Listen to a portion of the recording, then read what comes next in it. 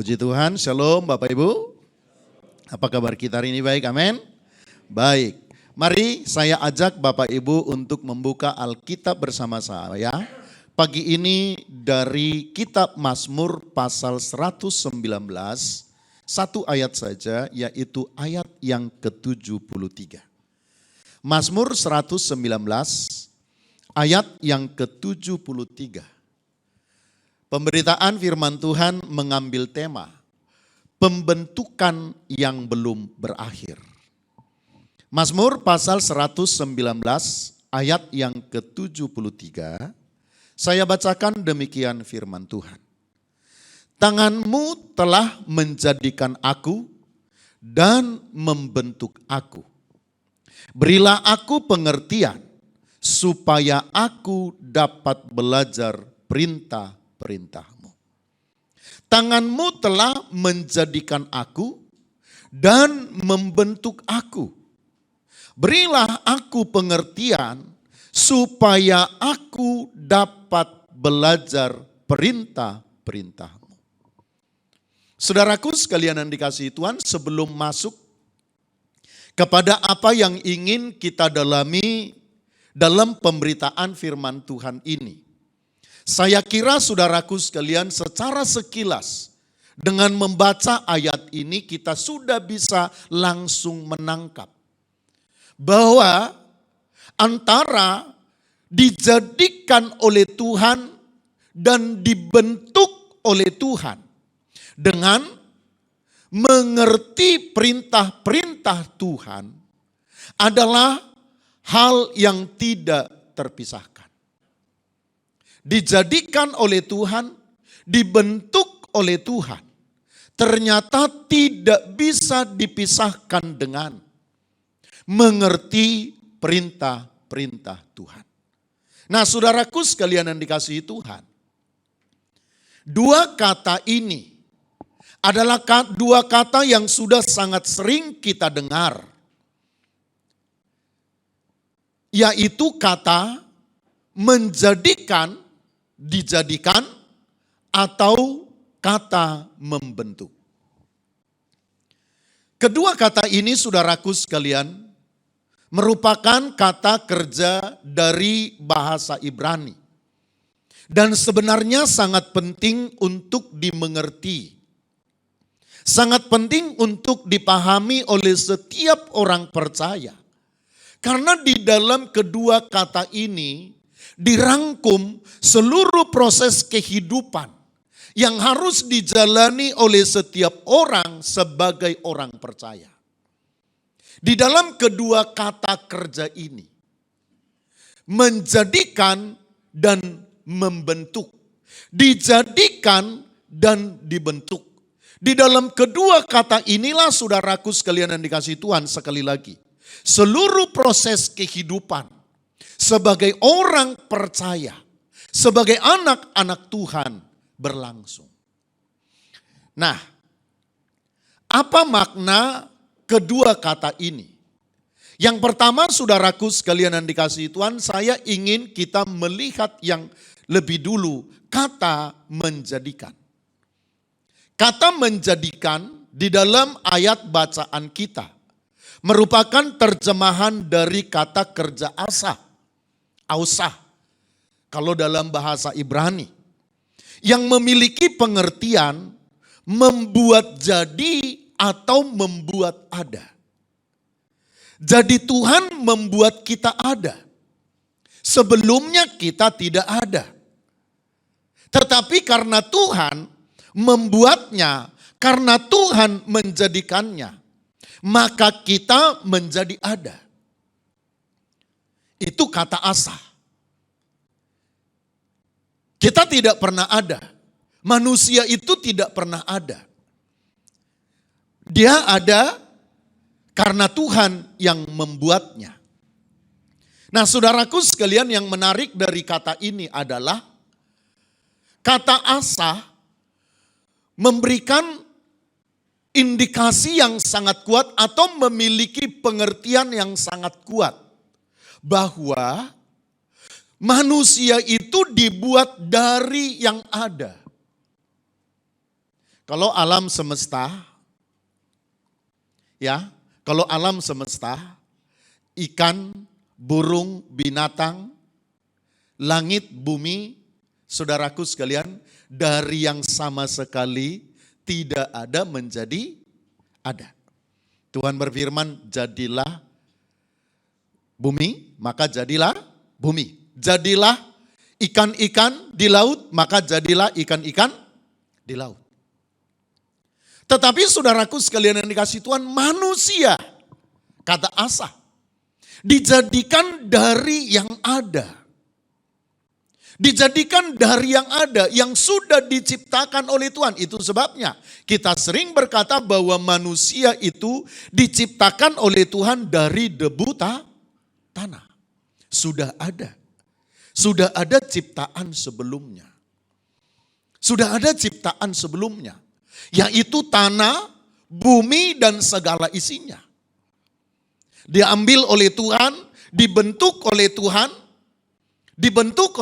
lalu kepada manusia itu dihembuskan napas kehidupan. Sehingga manusia itu menjadi hidup. Dan sejak saat itulah manusia itu menjadi ada. Ya, menjadi ada. Nah, saya pikir saudaraku sekalian yang dikasihi Tuhan, ya, itu tidak perlu kita dalami sampai dalam. Kita sudah mengerti. Ini sudah biasa. Nah, kemudian saudaraku sekalian yang menjadi sangat menarik. Karena di dalam ayat ini dirangkai. Kata menjadikan dengan membentuk. Sekarang apa itu membentuk? Engkau yang membentuk kami. Engkau yang membentuk diriku. Saudaraku sekalian, kata membentuk merupakan terjemahan dari kata kerja koon dalam bahasa Ibrani. Apa itu kata kerja koon? Nah, kata kerja koon ini saudaraku sekalian yang dikasihi Tuhan menjadi kata yang sangat menarik untuk didalami.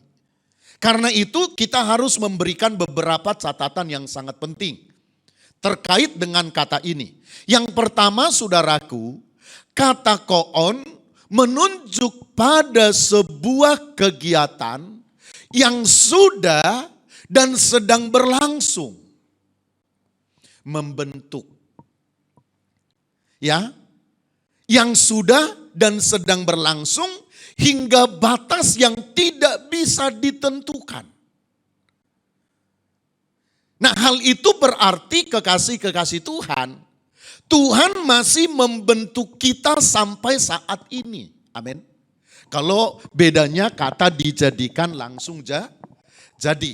Dibentuk, dirancang sedemikian rupa, lalu dihembuskan napas kehidupan, jadilah kita seperti ini. Tidak ada lagi saudaraku sekalian yang dikasihi Tuhan dalam kata asa itu, tidak ada lagi bentuk yang Tuhan inginkan ada di dalam hidup kita. Tidak ada lagi proses yang Tuhan inginkan terjadi di dalam kehidupan kita. Bentuk akhir terkait dengan kata asa itu adalah bentuk seperti ini. Manusia tidak perlu berproses lagi. Itu sebabnya iman Kristen menentang teori evolusi Darwin yang menyebutkan manusia itu berasal dari makhluk yang lebih rendah lalu berubah menjadi manusia. Dalam bahasa yang sederhana, manusia itu berasal dari kera. Tidak ada lagi kelanjutan kalau kata asa itu sudah jadi. Tidak perlu lagi ada proses untuk menjadi manusia ciptaan Tuhan. Saudaraku sekalian sudah jadi. Gak bisa lagi dirubah. Tapi kata koon, kata membentuk adalah sebuah kegiatan, adalah sebuah proses yang sudah terjadi, sedang terjadi, dan akan terus terjadi hingga batas yang tidak bisa ditentukan. Jadi saudaraku sekalian yang dikasihi Tuhan, saya hanya ingin mengatakan kepada kita bahwa proses pembentukan Tuhan atas hidup kita agar kita menjadi sesuatu seperti yang diharapkan oleh Tuhan. Sesungguhnya hingga saat ini dan sampai kapanpun selama kita hidup itu masih akan terus berlangsung. Amin. Itu kata koon, catatan yang pertama. Sebuah kegiatan yang sudah, sedang, dan akan terus berlangsung sampai masa yang tidak bisa ditentukan. Karena itu sekali lagi kita harus menyadari bahwa sebenarnya kita belum terbentuk. Sebenarnya kita belum terbentuk. Sebenarnya kita belum mencapai bentuk yang semestinya. Selama kita hidup, saudaraku sekalian yang dikasihi Tuhan, saudara dan saya masih harus terus dibentuk. Kita belum mencapai bentuk yang semestinya. Kita belum mencapai bentuk yang seharusnya. Jadi kita ini belum jadi. Kita ini belum jadi. Kita masih harus merubah. Kita masih harus diubah. Bentuknya itu masih harus diubah dari sehari ke sehari. Itu catatan yang pertama. Catatan yang kedua, saudaraku sekalian yang dikasihi Tuhan. Sebenarnya kata koon juga mengandung makna proses pembentukan yang semakin menuju pada bentuk yang seharusnya. Dalam hal ini saudaraku sekalian yang dikasihi Tuhan, kata koon itu bisa dimaknai dengan pembentukan lanjutan dari satu bentuk yang sudah jadi berlanjut kepada bentuk yang selanjutnya. Amin. Nah, itu dia menjadi menarik. Itu dia menjadi menarik. Dan banyak orang tidak mengerti rahasia ini. Pembentukan berkelanjutan. Setelah jadi pada tahap tertentu, setelah jadi pada tingkat tertentu, saudaraku sekalian yang dikasihi Tuhan, lalu kemudian dibentuk untuk naik pada tingkat tertentu. Tapi yang menarik saudaraku sekalian yang dikasihi Tuhan adalah kata koon itu ternyata, catatan yang ketiga, kata koon itu ternyata mengandung juga makna di dalamnya. Bila mana seseorang pada tahap tertentu tidak memenuhi bentuk yang diharapkan, maka saudaraku sekalian, bentuk kelanjutannya tidak akan mungkin terjadi di dalam hidupnya. Proses pembentukannya tidak akan mungkin terjadi. Halo? Bapak Ibu bersama dengan saya? Nah, pada tahap tertentu harus jadi. Tapi saudaraku sekalian, kata koon itu juga mengandung pengertian. Kalau kamu tidak jadi pada tahap tertentu, maka tahap lanjutannya tidak akan mungkin bisa terjadi. Prosesnya tidak akan mungkin berlangsung. Sederhananya analoginya begini saudaraku. Anak yang tidak lulus SMP, kira-kira bisa masuk SMA? Nah, itu dia. Jadi bagaimana supaya seorang anak bisa masuk SMA? Dia harus lulus, masuk sekolah TK. Habis TK masuk SD, lulus SD baru masuk SMP. Habis SMP, saudaraku lulus SMP baru bisa masuk SMA. Nah sekali lagi, ini yang tidak dipahami oleh banyak orang. Ini yang tidak digumuli oleh banyak orang. Makanya pemazmur berkata, Engkau yang menjadikan kami, Engkau yang membentuk kami. Karena itu kami minta, berikan kami kesempatan untuk mengerti perintah-perintah-Mu. Karena mengerti perintah Tuhan, mengerti kebenaran Tuhan, saudaraku sekalian, adalah sebuah proses yang terus bertumbuh. Maka seseorang, saudaraku sekalian yang dikasihi Tuhan, harus memastikan dirinya pada tingkat pertumbuhan tertentu. Saudaraku sekalian yang dikasihi Tuhan, dia sudah harus jadi. Dia sudah harus jadi. Setiap orang sudah harus mencapai bentuk tertentu sehubungan dengan, kalau saya bisa jelaskan dengan bahasa yang lebih sederhana. Setiap orang sudah harus mencapai bentuk tertentu sehubungan dengan yang pertama usianya. Amin. Usia. Yang kedua, saudaraku sekalian yang dikasihi Tuhan, seseorang sudah harus mencapai bentuk tertentu sehubungan dengan pengetahuan kebenaran yang sudah didengarnya. Usia.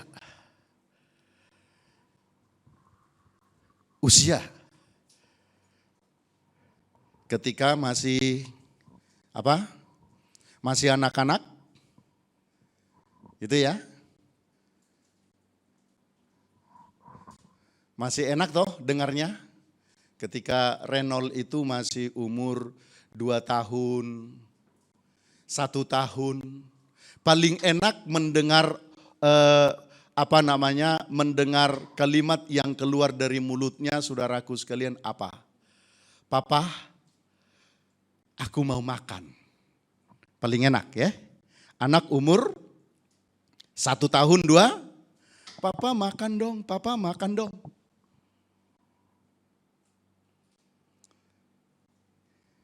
Oke. Terus umur 12 tahun. Disuapin, waktu umur 1 tahun, 2 tahun, papa makan dong, mama makan, disuapin. Ibu-ibu pasti ngomong, anak mama yang pintar, ayo sini nak makan yang banyak. Disuapin. Apalagi kalau anaknya bilang, mama saya nggak mau kalau mama nggak suapin. Ibu-ibu senang nyuapin, betul nggak? Coba umur 12 tahun. Mama,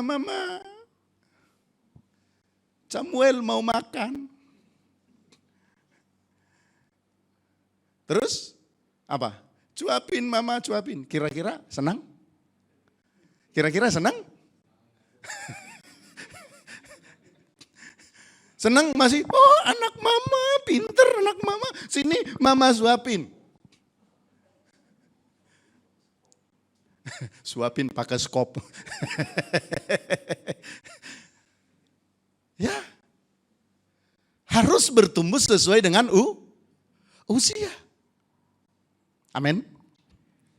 Usia secara jasmani, usia secara rohani. Maka Alkitab pernah berkata, saudaraku sekalian, kamu jangan jadi anak-anak lagi yang hanya butuh makanan yang lunak, butuh makanan yang tidak keras. Kamu sudah seharusnya seorang dewasa dan kebutuhanmu makanan yang keras. Bahkan saudaraku sekalian, sesuai dengan usiamu, kata Paulus, kamu seharusnya tidak lagi menjadi anak-anak tetapi sudah menjadi guru. Kamu harus bertumbuh sesuai dengan usiamu. Nah, persoalannya banyak orang tidak sadar ini. Maka kalau ada istilah di luar sana yang berkata, semakin tua apa? Tua keladi, semakin tua harusnya semakin jadi benaran. Sesuai dengan usia pertumbuhanmu. Berapa tahun kamu mengenal Tuhan? Berapa tahun kamu menjadi orang percaya? Berapa tahun kamu dengar firman? Sudahkah seharusnya kamu menjadi orang yang sudah bertumbuh? Bukan lagi anak-anak yang mesti harus disuapin makan. Tapi seharusnya seorang anak pada usia tertentu sudah punya tanggung jawab. Ketika anak-anak kita masih kecil kita suapin makan. Umur 1-2 tahun kita suapin makan, kita sekolahkan. Tapi ketika dia sudah kuliah, saudaraku lulus kuliah, dia bekerja. Saudaraku sekalian yang dikasihi Tuhan, sudah seharusnya dia punya tanggung jawab kepada keluarga. Nggak lagi menjadi beban. Nggak lagi membebani keluarga. Usia kita secara rohani juga begitu. Sebagai warga jemaat juga begitu. Setelah sekian tahun kita menjadi jemaat Tuhan, setelah sekian tahun kita menjadi orang percaya, ada saatnya sesuai dengan usia pertumbuhan kita, kita punya tanggung jawab terhadap pekerjaan Tuhan. Katakan amin. Iya, punya tanggung jawab. Itu anak yang baik. Kalau anak-anakmu tidak punya tanggung jawab terhadap keluarganya, tidak punya pikiran di dalam hatinya, papa ini sudah tua, sementara aku sudah seharusnya memikul tanggung jawab. Kalau anak-anak tidak berpikir satu kali nanti, papa sama mama tinggal duduk manis, apa yang diminta saya sediakan. Kalau tidak berpikir demikian, saudaraku sekalian yang dikasihi Tuhan, saya mau berkata, itu anak idiot. Anak yang tidak bertumbuh. Kalau sudah seharusnya dia memikul tanggung jawab, tapi dia masih menjadi beban, bahkan membebani orang tuanya, membebani keluarganya. Saudaraku sekalian yang dikasihi Tuhan, ini anak-anak yang sangat memprihatinkan. Saya mau berkata secara rohani, banyak orang yang punya model seperti ini. Apalagi kalau kita berbicara kepada hal yang berikutnya. Pengetahuan akan kebenaran yang sudah didengarnya. Kadang-kadang saudaraku sekalian yang dikasihi Tuhan, saya malah berpikir di dalam hati saya. Benar tidak nih? Benar tidak ini? Jemaat benar tidak atau sedang bohong hanya cari muka dengan saya. Saya suka berkata, saya suka mendengar dari dulu jemaat suka berkata, waduh kalau khotbah Bapak itu khotbah yang keras. Kalau khotbah Bapak Gembala kita tidak dapatkan di tempat lain. Saya nggak tahu apakah serius ngomong begitu atau mengada-ada. Kalau demikian saudaraku sekalian yang dikasihi Tuhan, mestinya pengetahuan akan kebenarannya sudah mumpuni. Amin. Ya, dia sudah harusnya bertumbuh. Kalau mengakui ini khotbah yang bagus, ini khotbah yang keras, ini khotbah yang sangat mendidik. Ini khotbah bukan memanjakan. Saudaraku sekalian yang dikasihi Tuhan, mestinya dengan itu kita sudah mencapai tingkat pertumbuhan tertentu, sudah mencapai bentuk tertentu di dalam kehidupan kita. Ya, jangan cuma ngomong. Khotbah Bapak bagus, keras, benar gak sih? Halo, ada orang? Iya, tapi saudara gak bertumbuh. Bahayanya kata koon itu saudaraku sekalian, kalau sudah seharusnya sudah terbentuk tapi tidak terbentuk, maka saudaraku sekalian bentuk lanjutannya tidak akan mungkin diproses oleh Tuhan. Maka akan tetap begitu-begitu aja. Pengetahuan akan kebenaran yang sudah didengar. Seseorang harus bertumbuh terkait dengan itu, seiring dengan pengetahuan yang sudah didengarnya. Lalu kemudian juga saudaraku sekalian yang dikasihi Tuhan, dia juga harus bertumbuh seiring dengan apa? Keadaan kehidupannya. Kalau saudara diberkati Tuhan, saya suka berkata, kalau kita diberkati Tuhan, dirahmati oleh Tuhan. Satu, punya suami yang baik. Dua, punya istri yang baik. Punya anak-anak yang pintar. Saudaraku sekalian yang dikasihi Tuhan, sesungguhnya kita harus mencapai tingkat pertumbuhan tertentu terkait dengan itu.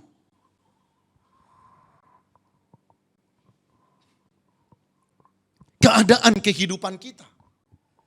Termasuk di dalamnya pergumulan, persoalan yang Tuhan izinkan terjadi di dalam hidup kita. Tentu saja itu semua membentuk kita. Membentuk kita. Lah, kalau kebentur sana, kebentur sini. Masalah di sana, masalah di sini. Tapi tidak pernah berubah Tidak pernah mengoreksi diri, evaluasi diri untuk terbentuk menjadi seseorang. Saudaraku sekalian yang dikasih Tuhan, saya mau berkata, sampai kata teman saya, sampai jenggot tumbuh gigi juga nggak akan pernah berubah. Halo, mungkin nggak jenggot tumbuh gigi? Ya memang nggak mungkin berubah.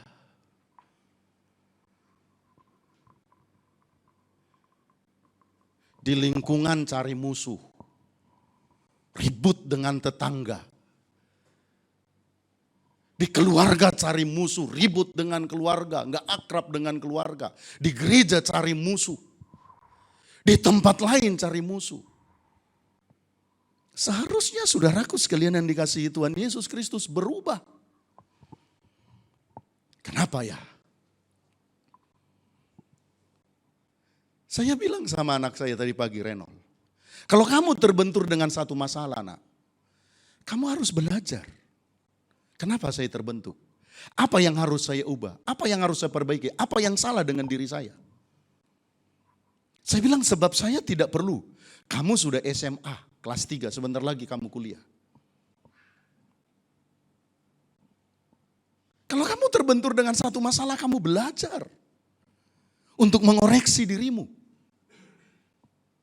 Kamu lihat satu masalah terpampang di hadapanmu. Saudaraku sekalian yang dikasih Tuhan, seringkali masalah itu bukan terkait dengan orang yang bersangkutan yang mengalami masalah. Saya dari dulu suka berkata begitu.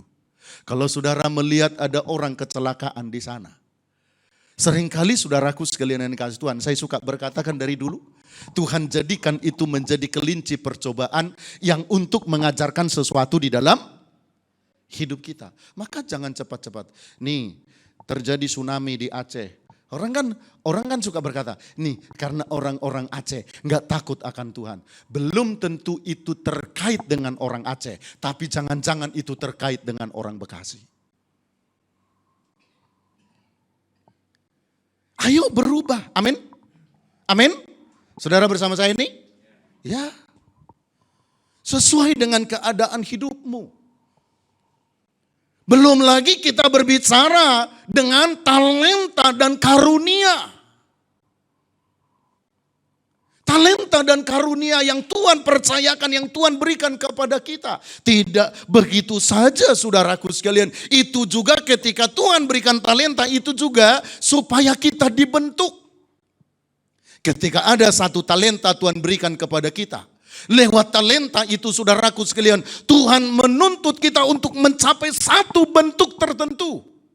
Supaya kemudian saudaraku sekalian, dengan talenta berikutnya yang Tuhan akan percayakan di dalam hidup kita, kita berproses lagi mencapai bentuk yang lain. Yang semakin sempurna, semakin seperti Yesus.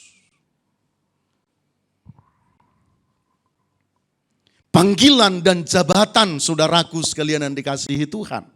Panggilan kita apa? Jabatan kita apa? Baik dalam dunia sosial, dunia pada umumnya termasuk dalam jabatan gerejani. Kalau sudah majelis gereja yang benar. Jangan menjadi majelis gereja jadi biang gosip. Rusak nanti gerejanya. Halo? Amin? Iya. Kalau sudah majelis gereja melayani jemaat, bagaimana jemaat ini tumbuh? Bagaimana jemaat ini dipulihkan? Bagaimana jemaat ini bisa mengalami tingkat pertumbuhan tertentu? Itu maksud Tuhan memberikan jabatan itu bagi kita. Bukan bagaimana ini saya perdayai untuk kepentinganku.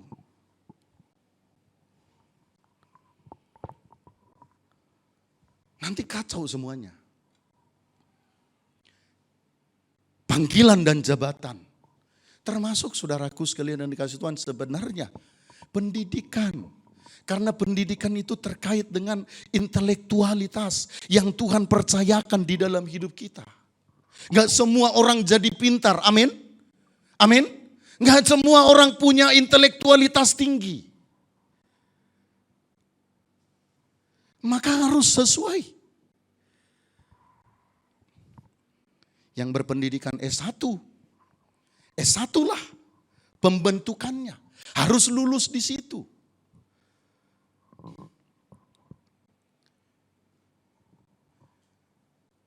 Agus, gini-gini Pak, dari mana kamu tahu? Kalau kami ngobrol, kadang-kadang dia ngobrol dengan saya, gini-gini, dari mana kamu tahu? Siapa yang ngomong? Ini banyak hal gitu. Contohnya ada begini loh Pak, dari mana kamu tahu? Dari si ini. Siapa dia? Lah, kamu S1 yang ngomong begitu, anak yang gak lulus SMP atau cuma lulus SMA. Masa sih kamu dengerin nak? Dia suka berkata, ya benar juga ya Pak. Bukan berarti apa, amin? Amin? Tapi kecerdasan itu dipakai.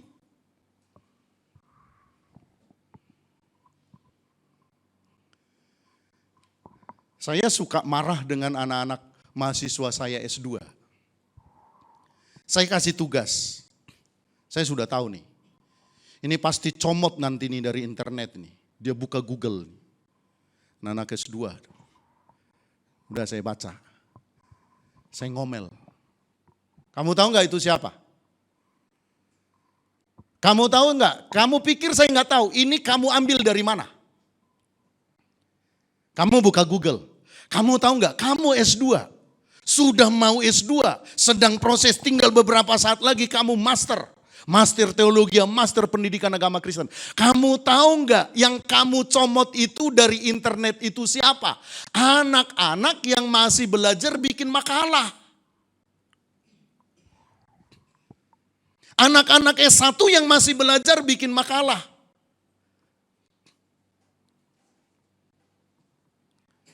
Terakhir, anak-anak mahasiswa belajar tentang antikris.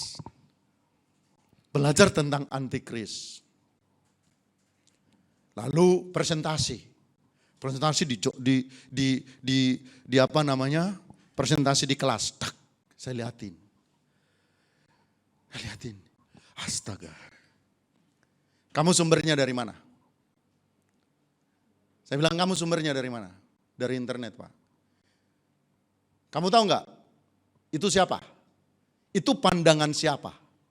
Pandangan gereja mana, pandangan siapa? Nggak tahu Pak. Buka sekarang itumu. Buka sekarang laptopmu. Buka dulu. Kamu ambil dari mana? Saya tunjukin sama kamu. Kamu pikir saya nggak tahu? Dibuka.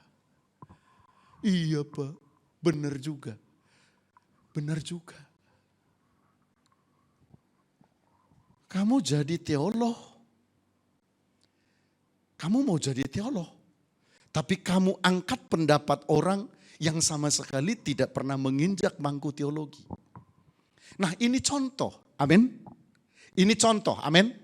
Ya, saudaraku sekalian yang dikasih Tuhan, tingkat pertumbuhan kita sesuai dengan pendidikan, semua sesuai dengan tingkat intelektualitas yang Tuhan percayakan di dalam hidup kita. Semua itu harus membentuk kita.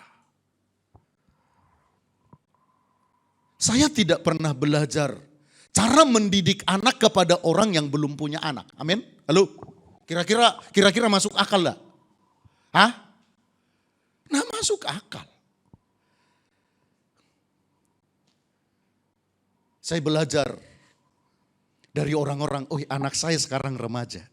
Saya melihat orang yang sudah, anak-anak yang sudah remaja, sudah selesai. Saya belajar bagaimana mereka menangani anak-anaknya dalam kesalahan, dalam kekeliruan. Oh, saya dalam hati berpikir, nanti jangan, kalau sekiranya anak saya juga salah, diperhadapkan dengan kesalahan. Saya mau belajar dari orang yang punya pengalaman.